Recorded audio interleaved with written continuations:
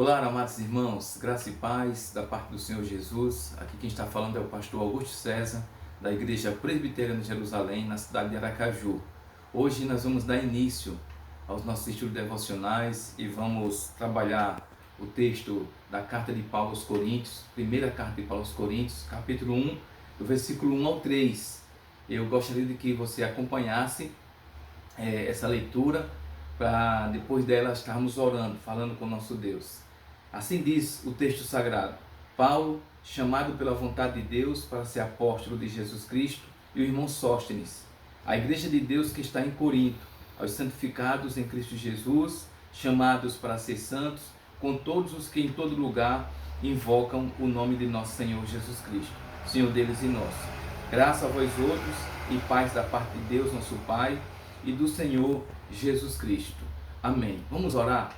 Pai, queremos te agradecer por esta oportunidade que o Senhor nos dá de poder transmitir a tua santa palavra por meio desse canal, que através deste o Senhor alcance os corações, que o Senhor fale, que o Senhor transforme cada coração.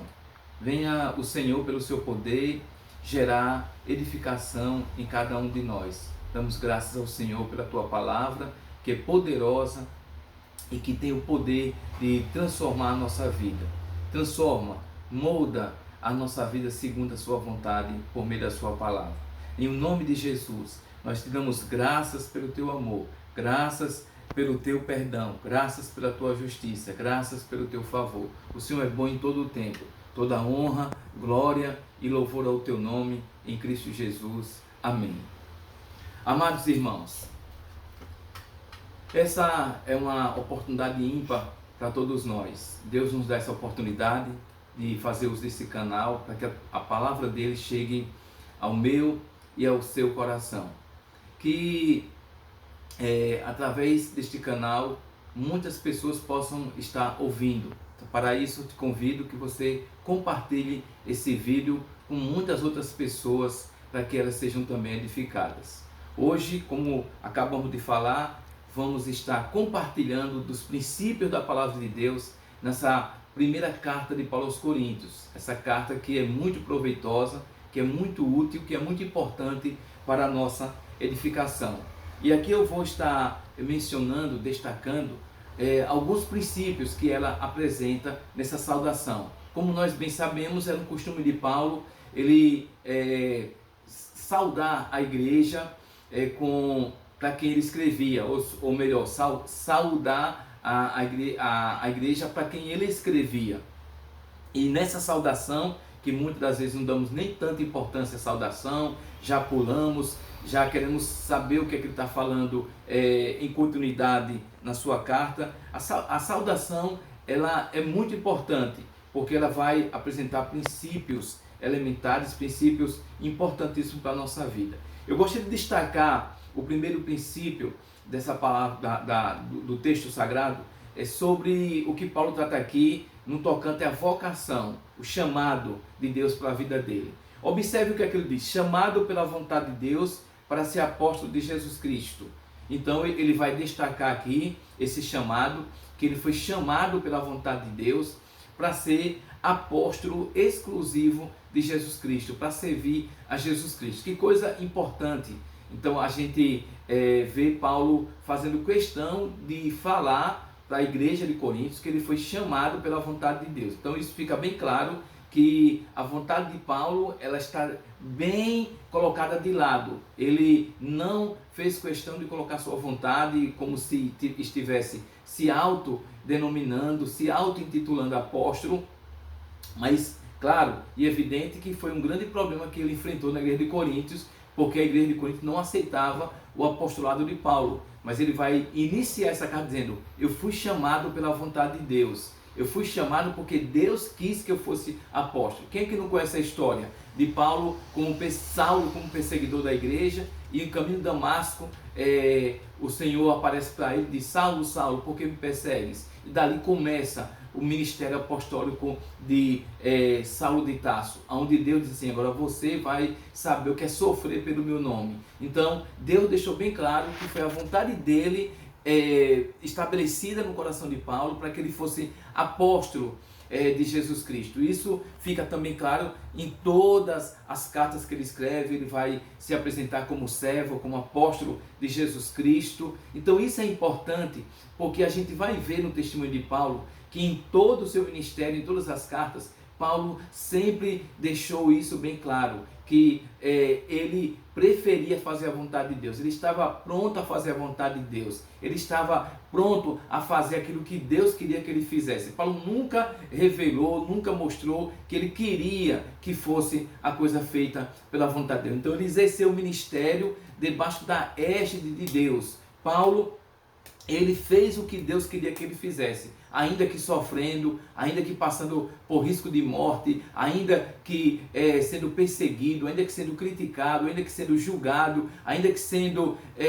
maltratado pelos da igreja ou pelos de fora, mas Paulo sempre se submeteu à vontade de Deus. Então isso tem a ver com o verdadeiro chamado, com a verdadeira vocação. Uma coisa é você dizer, eu fui chamado por Deus, e na hora mais difícil você abandona o barco, você recua, você retrocede. Outra coisa é você dizer, eu fui chamado por Deus, e na hora mais difícil você está ali, eu prefiro fazer a vontade de Deus. Como Cristo fez. Cristo na hora mais difícil, ele sim, que não seja feita a minha vontade, mas a tua vontade. Então isso é peculiar de quem é chamado por Deus. Isso é peculiar daquele que tem convicção de que foi chamado por Deus. Então Paulo deixa isso bem claro na sua epístola aos Coríntios. Ele inicia a epístola dizendo, eu fui chamado pela vontade de Deus para ser apóstolo de Jesus Cristo. Isso foi autenticado, foi ratificado, foi confirmado ao longo do seu ministério. Um outro destaque que eu quero deixar aqui para você é o que está no versículo 2.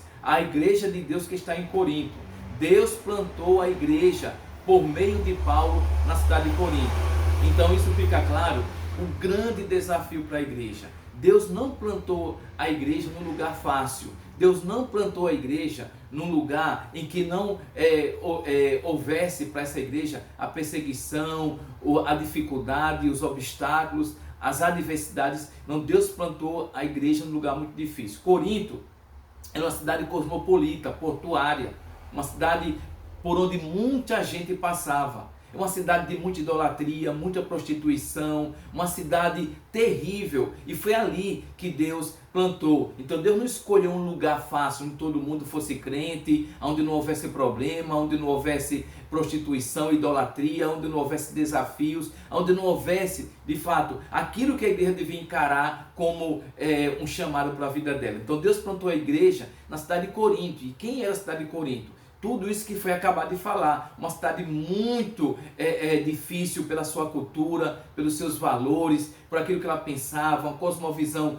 distorcida. E aí Deus planta estrategicamente uma igreja ali, para que essa igreja conhecesse o Evangelho. Então o que é que a Bíblia diz lá em Mateus? Vós sois a luz do mundo e o sal da terra. Então, Deus plantou a igreja para que através dessa igreja a cidade fosse transformada. Então, Deus plantou a igreja onde há podridão, onde há escuridão. Deus não plantou a igreja onde há luz. Deus plantou a igreja onde há tudo de ruim, tudo de podre, tudo de escuridão, de trevas. É ali onde ele planta a igreja. E foi aí, em Corinto, que Deus plantou a igreja, para que essa igreja fosse, na verdade, luz sobre os coríntios, fosse sal sobre os coríntios conhecessem o evangelho da graça, conhecessem o evangelho da esperança, conhecessem o evangelho do poder de Deus, que salva todo aquele que crê. Então é interessante essa colocação de Paulo, que a igreja de Deus que está em Corinto. Então ele faz um destaque, está em Corinto. Então